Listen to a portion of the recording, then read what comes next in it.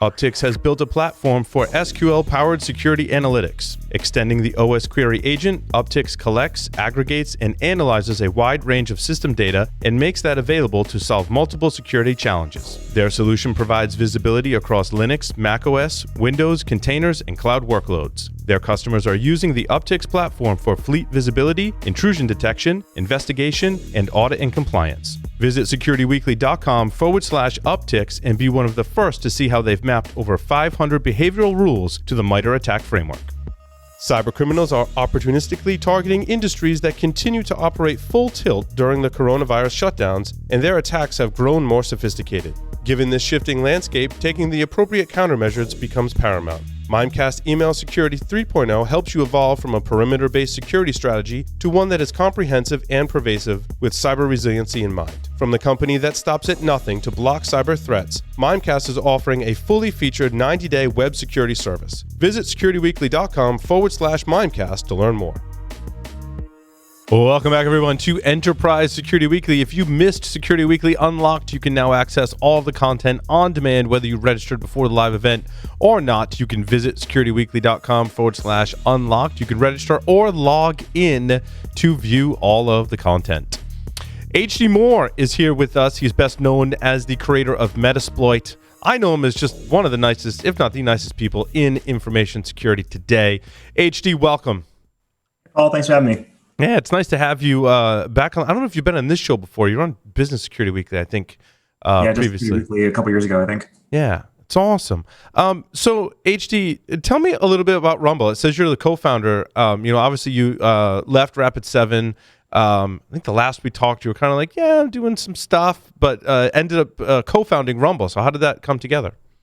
The last 20 years has been very focused on offensive security, but also a lot of discovery and recon work. And one thing that kept coming out of every project that I worked on, whether it was a pen test, an audit, an assessment, or building out a vuln scanning product or a pen test product, was that the discovery section sucks. And no one's really doing discovery well. If you looked at the old generation of discovery tools, they're very focused on authenticated credential discovery using WMI, SNP, things like that. Look at all the new school stuff. It's all very focused on passive discovery that requires tap port access. And it's great if you can do it, but it's a lot of infrastructure to be able to support basic inventory.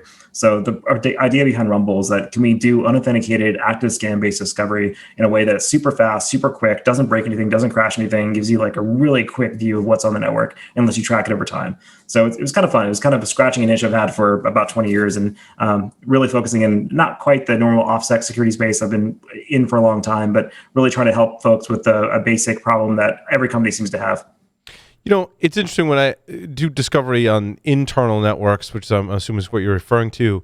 If you were to send a packet to the broadcast address of any local subnet and just hit all the ports, I mean, it's amazing what you get back. I was just testing some AV gear we had in the office, and I'm like, this stuff just tells you what it is and where it is just by hitting the broad. I mean, is that essentially some of the foundations for what you're doing? Yeah, absolutely. We do a combination of it's similar to passive discovery, except for we generate our own traffic. So we'll send really safe, boring traffic to every protocol we can find on a given device, and then we'll look at the responses coming back and then do really clever things with the responses. So for example, we'll use the Chromecast protocol to figure out what SSID that Chromecast is actually associated with. We can tell you what the MAC address of the device is through UPnP, through all sorts of other techniques. We've got lots of ways to decode data that's not really normally visible just from standard replies off different protocols. So it's a combination of black magic on one side to do things like remote MAC address discovery without credentials, and doing things like multi-home address detection, but also just old-fashioned fingerprint development. Just start from the top and work your way down until you cover everything.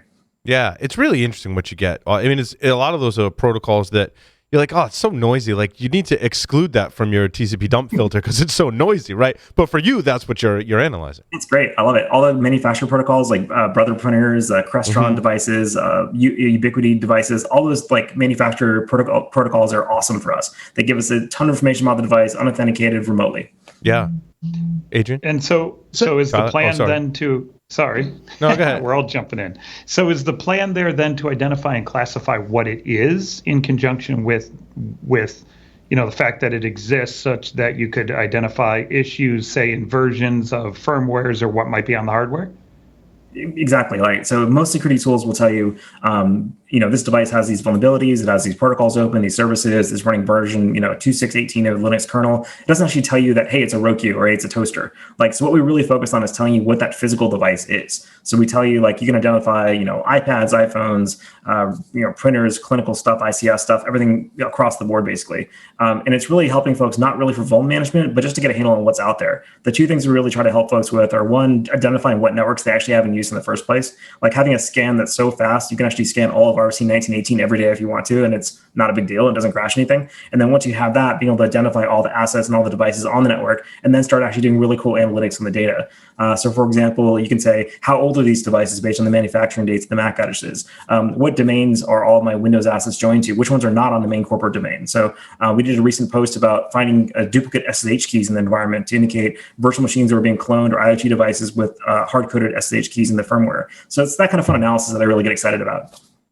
And are you targeting predominantly the enterprise or small to mid-sized business? Because there's applications across the board for this. There's IoT applications. There's small to mid-sized business applications with regards to understanding what's in those small offices. And obviously the full corporate version makes total sense. I mean, I could even see this being used in a consumer play as well.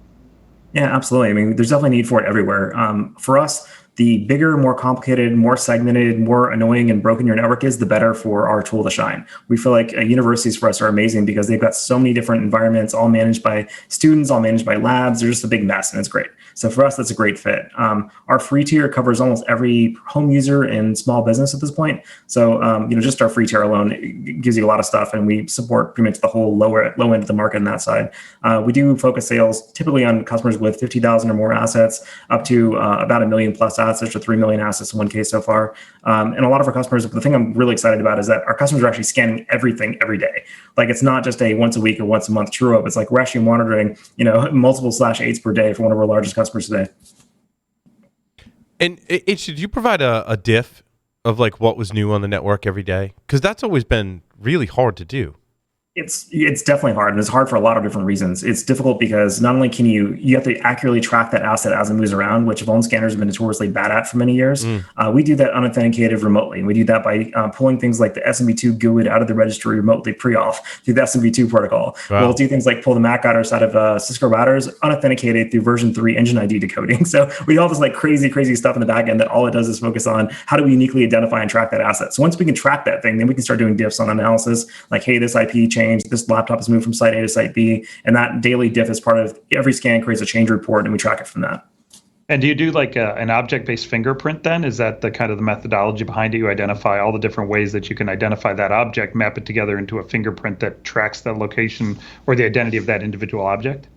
A little bit. We have 3 or 4 fairly solid fingerprinting techniques for unique tracking of the asset, and that's MAC address discovery, that's SMB2 GUIDs, it's TLS fingerprints, it's remote desktop surface fingerprinting. We've got a couple other techniques that are very protocol specific, and then we have a fall down on the IP side. So if we have no real good information about an asset, we use the TCP IP fingerprint along with things like the TCP window size with the lowest exposed port, stuff like that, just to make sure we're not matching the wrong asset, basically. Adrian, do you have a question? Oh, no, Tyler stole it. I was just going to point out that I've spent some quality time with Rumble, and one of the things I loved about it is that for a gajillion years, most of the asset identification that we've seen done, depends on TTL and just these ancient methods that, sure, yeah, it'll tell you that it's Linux, but so many things are running Linux now that's beyond useless. And even at the vulnerability scanner level, unless you're doing authenticated scans, those are terrible about telling you what kind of device you're looking at here. There's thousands of devices where you could have the same web server software, same Linux kernel, but like Tyler was talking about, all these niche markets, and Paul was talking about with the AV gear. It seems like every day, someone in the Security Weekly crew comes across some new weird device, that has software running in it. HC, Nmap and P0F have their engines for OS detection. You and I both work for vuln scanning companies. I felt like the detection in the commercial vuln scanning products was a little more mature and put together a few more factors. What obviously you've seen all those open source tools and phone scanners. Did you create your own engines, or like what was your approach for fingerprinting?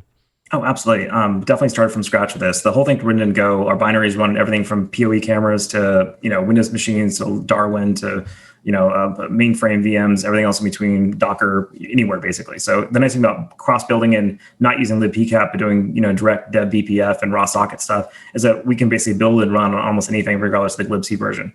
But yeah, the scan engine is custom. So one of the problems with using kind of the standard scan engines is that they do a lot of tricky stuff at the TCP/IP level to do fingerprinting, and a lot of the older devices really don't like that. You'll crash older stacks, things like that. So the way we do it is we have a custom SYN scanner that puts a bunch of data into the fields that get reflected back by the destination. So for example, the sequence number that Rumble sends when it sends a SYN packet to a TCP port actually has the encoded destination, the port number, XORed with a temporary encryption key against it. And then it reflects back to us, we know where it came from. And that tells us everything, from latency to the original source address to everything else with a single packet that just looks like a valid packet, but has encoded information in the packet itself. So we do the same thing for ICMP. You must have pulled a patent on that, no? Because I've never heard of that method before. I hope you. There's no patent, right? I mean, I don't look at patents as a matter of course, and I try not to follow and avoid it. But it's really neat stuff. Like, so we use cool reflective techniques like that in our stuff. So, like another example is when we send packets like ICMP, we can do an ICMP sweep of a network, and even though we get a reply back from a different IP than the one we sent it to, we know what the original destination was, and then we can link that IP back to the same source. So that's a way to determine if a particular, Cisco router, for example, is responding on multiple IPs and broadcast IPs, even though its main IP may be someplace else. That's really cool. That's awesome. And the speed of stuff coming out, Paul, I don't see how HD would have time, just watching the newsletter, the new techniques and weird little tricks you're constantly figuring out by dissecting all these weird devices and things like that. To figure out what version of device it is, like you were talking about the SSH key thing. That's generally not something that anyone would even consider adding to an asset discovery and management tool. But that's so valuable. Like knowing that, hey, this is probably a clone of that VM, that kind of thing. And you're probably not paying for all the license keys you need to pay for or something like that. It's great insight.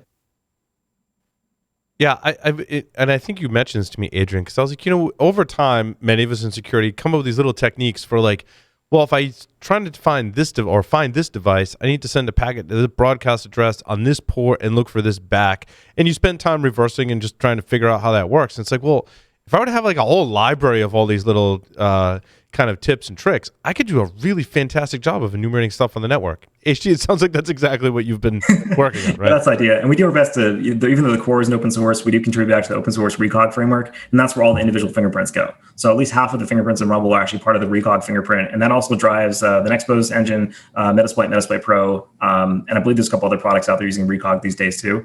So the idea is that we have all these. Sorry, HG, Recon is the open source? Recog. Recog, okay. Yeah, it's basically an open source fingerprint database. It's probably the best service fingerprint database known to man. It's different from Nmap, so Nmap probably has a bigger database, but I feel like the way that Recog does it is better for customizing. You can customize how the data gets used, I believe, it's also under an open source license, which is great, where the other stuff isn't. But the great thing about that is like, we have so many fingerprints now that overlap on devices. So we can, we'll scan a printer and we'll have like 16 different fingerprints against that printer that all point to the same thing. Yes. Now, the cool thing about that is whenever we add a new protocol or we add a new discovery technique, if we just gather the fingerprint from that new probe, we can automatically generate its fingerprint match based on all the other fingerprints we already have for it. So an example of that was when we did the JARM hashes.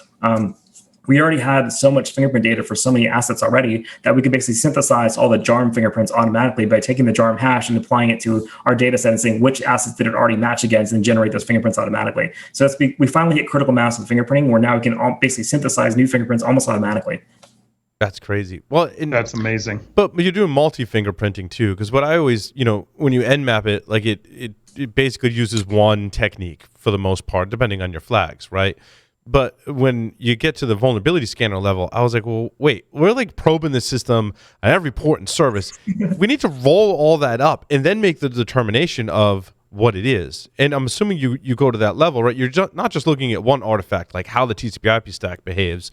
You're looking at, is it running this service? What's the banner on this service? In multiple, like how many factors will you run through to determine? Yeah, that's absolutely the challenge. That's one of the problems with current tooling today is that it's really good at telling you what each individual service is, but it's not really good at telling you what that device is. Yeah. And even going one step up, okay, what devices are on what network? Are my VoIP IP phones are my IP phones in the wrong segment? Are they in the wrong VLAN?